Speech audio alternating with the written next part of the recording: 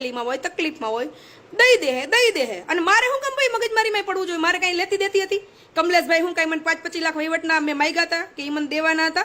5-25 નહીં, 5-25 કરોડ દે તું હામુય ન જોઉં. હું એ વ્યક્તિ છું કે મેં નથી કોઈ દી દાન બાબતે કે સપોર્ટ બાબતે મહિપતસિંહનો કોન્ટેક્ટ કર્યો, કે નથી મેં પોપટભાઈનો કોન્ટેક્ટ કર્યો, કે નથી મેં મામાનો કોન્ટેક્ટ કર્યો. ઇવન હું એ લોકોના કોઈ કોન્ટેક્ટમાં જ નથી, સિવાય કે આ જ્યારે મગજમારી આવતી ત્યારે હું 2-4 મહિને એક ફોન કરતી.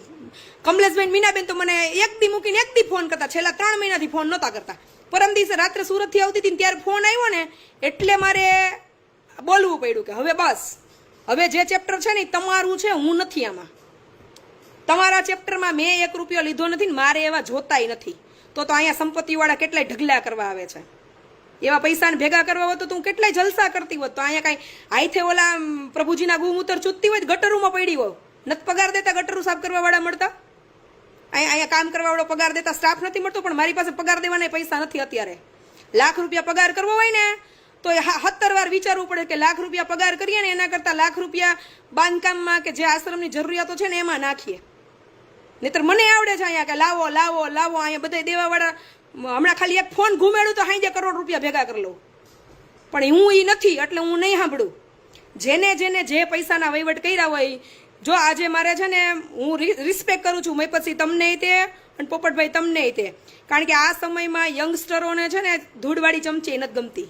તમે લોકોના ગુમૂત્ર જૂથો છો, રાત દિવસ પરસેવો પાડો છો, ઉજાગરા કરો છો, ખૂબ સારી સેવા કરો છો, પણ કોઈ ત્રીજી વ્યક્તિના હિસાબે આપણે બદનામ થવું પડે ને એ ન કરાય. પહેલા મેં આની પહેલાં તમને ત્યારેય કીધું હતું કે આમાંથી રસ્તો કરો અને કાંઈ એને કહી દો કે તારો વહીવટ ના પતે ને પહેલાં ત્યાં સુધી આશ્રમમાં પગ ન દઈશ.